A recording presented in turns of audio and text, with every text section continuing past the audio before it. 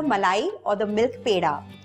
I have 1.5 liters of milk here. This is full fat milk. I'm going to pour it into this pan. Bring this to a boil, and once the milk starts boiling, just keep stirring.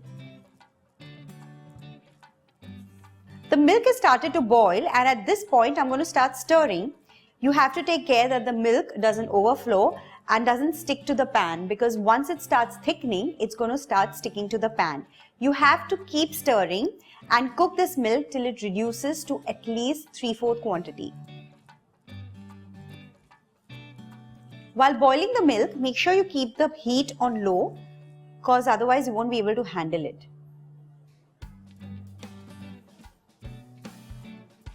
The milk has started to thicken. You can see small lumps being formed. At this point, I'm going to add the sugar now. I have 1/2 cup of sugar here. Let's add it in. You have to keep stirring this continuously. You can't leave it alone. Don't get your eyes off it. Of course, if you're making plain mawa, then you need not add sugar. Just continue cooking it till it becomes thick.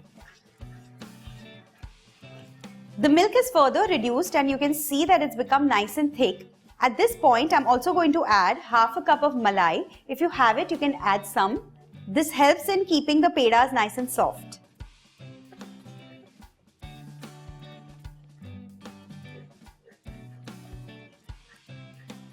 Beyond this consistency, use a rubber spatula to scrape out all the sides, otherwise it tends to burn on the side, and as well as it helps in cleaning the pan. This has reached a consistency of a soft mawa right now, so I'm going to add 1/2 teaspoon of cardamom powder to flavor this. Mix it well. This is ready. It's reached the perfect consistency. And now I'm going to turn off the flame and spread this mawa in the pan and leave it to cool down only for 2 minutes in the hot pan. 2 minutes are up, and now let's empty this in a plate. Let it cool down for a couple more minutes before we start shaping it. While this is slightly warm, start shaping this. The best thing to eat on earth is warm sweetened mawa. There's nothing better than that, trust me. But right now I'm just going to shape this. Just simple round ball. Flatten it slightly. You could even roll it on the board.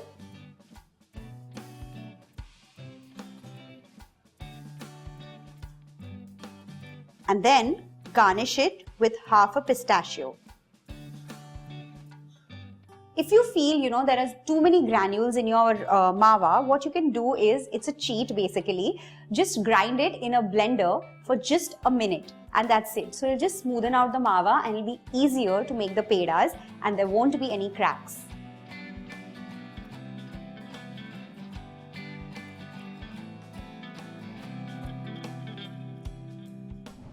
Let's make nariyal ke laddu. The first thing that goes in the pan is of course desi ghee. Again, coconut could vary. I'm using fresh coconut, which is grated. You could also use dry coconut, which could be desiccated. That goes in the ghee. This needs to be stirred occasionally for around 4 to 5 minutes on medium flame. Since we are using fresh coconut, the shelf life of this laddu could get affected or lowered. If you need to increase that, please use desiccated coconut. To add in some nuts, let me quickly chop some almonds. Again, these could be nuts of your choice. What I prefer to use in this recipe are almonds, cashews and raisins. While chopping or slicing the nuts, also keep a very keen eye on the coconut that is getting roasted. Of course, you do not need to get it a deep brown color or even a golden brown color for that matter. It just needs to dry just a little. To this, let's also add in some cashew nuts.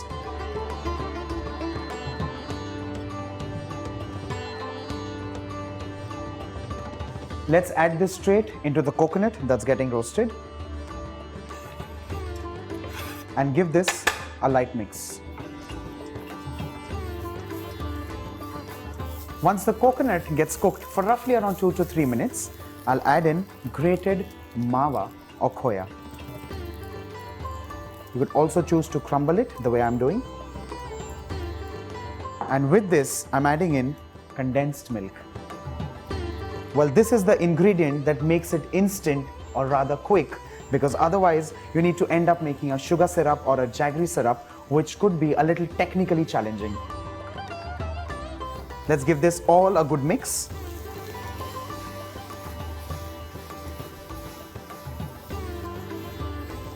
And once this mixture starts cooking, let's add in strands of saffron for color as well as flavor. You could just lightly crush them in your fingers. Let's add in another flavoring, which is green cardamom. I'm just going to crack this and crush it roughly. Let's discard the green skin or the outer skin.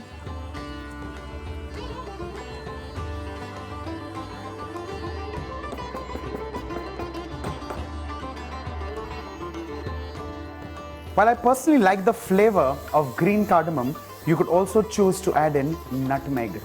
We need to constantly keep stirring this, and this could take anywhere between 7 to 8 minutes. Ensure it doesn't burn or brown at the bottom. The whole idea of mixing and stirring this is so that the mixture kind of clumps together like this and leaves the sides of the pan. Once this happens, we add in final 2 ingredients, beginning with golden raisins or kishmish, and finally all of the ghee.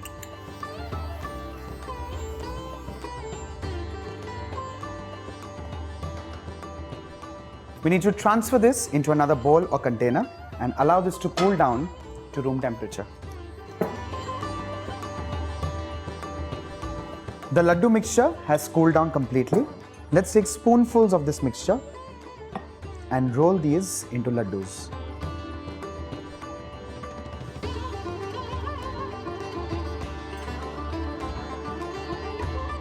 You can of course make these in varying sizes, but what I'm doing is making lemon-sized laddus.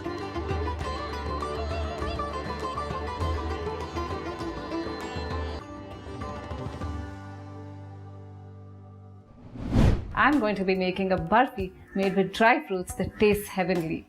I'm going to start off by pouring some water into this pan. I'm going to turn on the heat and allow this to come to a boil. The water has now come to a boil, and now I'm going to turn off the heat. Into this hot water, I'm going to put in 300 grams, 1.5 cups of dried figs.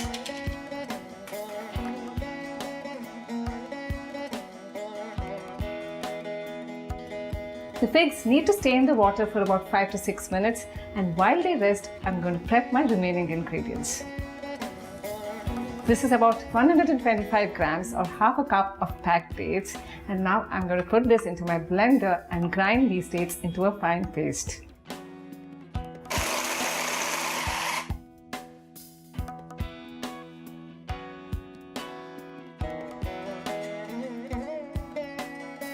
Into this, I'm going to put in 1/3 cup, which is about 40 grams of pistachios, 1/3 cup, which is about 50 grams of cashews, and 1/3 cup, which is about 50 grams of almonds.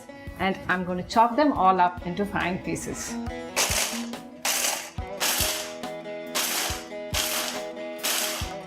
All the dry fruits are chopped and ready, and now I'm going to move on to the figs.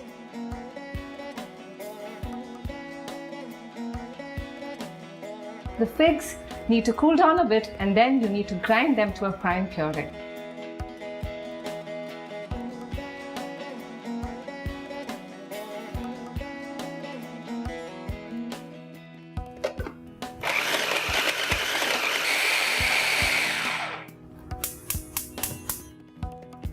Into this pan, I'm going to put in a tablespoon of ghee. Once the ghee melts, you need to put in the pureed figs into the pan. This needs to cook on low heat for about 4 to 5 minutes. You also need to ensure that all the water from the soaked figs evaporates and dries up. This needs to cool down a bit, and while it cools, I'm going to grab my 8-inch square tin. This tin has been lined with baking parchment, and I'm going to brush some melted ghee over the paper. The figs have now cooled down, and now you need to mix the rest of the ingredients together. The dates, the chopped pistachios, chopped almonds and the chopped cashews. I also have some cardamom powder over here. Now this needs to be mixed together, and I like to do it with my hands. I'm just loving all the beautiful specks of color from all the different dry fruits. This is also a great snack to munch on, and because it is so healthy, you can also pack it up in your child's snack box. Now you need to pat this mixture into the pan.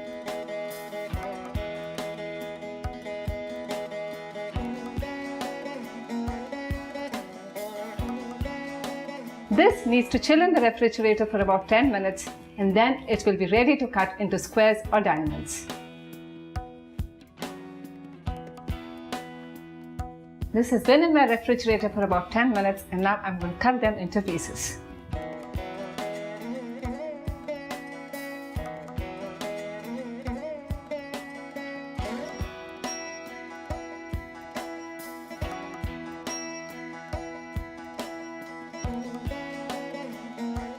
And this is ready to be served.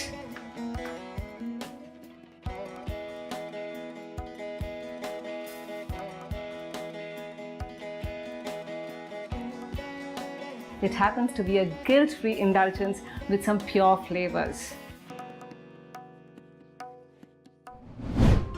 Let's begin Kesar Malai Ladoo.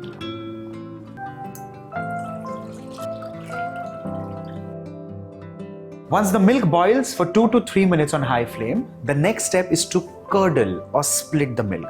So suddenly you have clotted cream, or you have paneer like cottage cheese, and then you have whey. Now for that I'm going to use an acid. In this case the acid is vinegar or acetic acid. Now this is regular domesticated vinegar. This is not an industrial vinegar. Also, I'm not using lemon juice in this case, which is citric acid or citric acid crystals, because there is still that element of freshness in terms of lemon. I need vinegar, and that's why I'm using this. The milk has now roll boiled. Time to split it up, for which of course we need an acid, like I said, acetic acid in this case. But I'm going to mellow it down with water. Now this is regular cold water. It's important to mellow this acid down, because that way the curd that it will split into, or the cottage cheese that it will split into, will be softer. It will not harden. Remember this. Let's add this in. The moment you add this, you'll notice and realize that the milk would start splitting into curd and whey. One quick stir, and that's going to accelerate the process. The moment this splits up, off goes the flame. We're not here to cook the curd, because if you cook it, it'll become stretchy and stringy, and that's not what you want. As fresh as this is, let's strain this out. I'm going to strain this using, of course, a colander or a strainer. And at this stage, we're of course going to scrape all of this and then wash this as well. Now it's important to wash this, because when you wash this, you're literally washing away the acid from the curd. To press this like so. And the next step here again is very important. You need to wash this completely. That way you're immediately cooling this down. Secondly, and most importantly, you're also washing away all the acid, all the acetic acid, because you do not want the laddu to be sour in any nature. This is regular cold water. You're going to press this and ensure all the water is removed. The curd is washed and ready. Let's keep it aside for like a minute or so to ensure that this dries out completely. The fresh cottage cheese that we've made here is now dry and ready. Let's begin the cooking process. First things first, fresh cream. This entire mixture needs to now cook literally like a lump. It all has to come together. To sweeten this, and of course to enrich this entire recipe, I'm going to add condensed milk.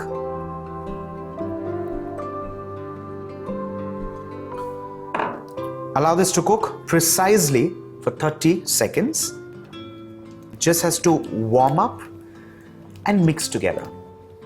Once this is achieved, the next step is to add in the curd. When I say curd, I mean the cottage curd or cottage cheese or paneer that we made at home. Mash this up like so, And while you're doing that, I'm also going to add in a layer of flavor to this. And the first flavor is saffron. So strands of saffron soaked in warm milk.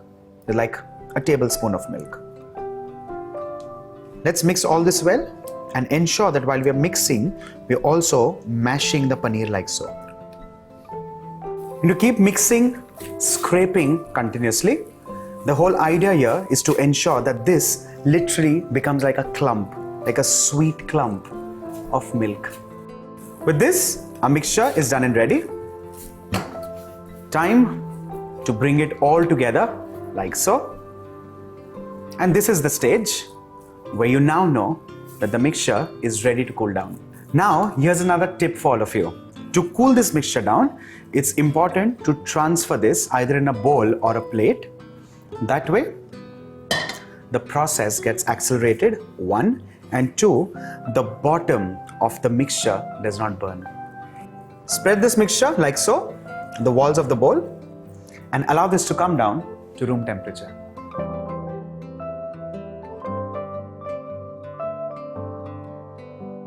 To this, I'm going to add in another layer of flavor, cardamom seeds, which are lightly crushed. And along with this, some pistachios. Well, pistachios are going to be used as a garnish, but I also like that little bite of a nut while eating a laddu. Let's mix this well. Let's make little marble-sized balls. And then roll it like so, very lightly. Let's stud in a few chopped pistachios, like so. And with this, your Kesar Malai Laddu is done and ready. Let's place this and make some more.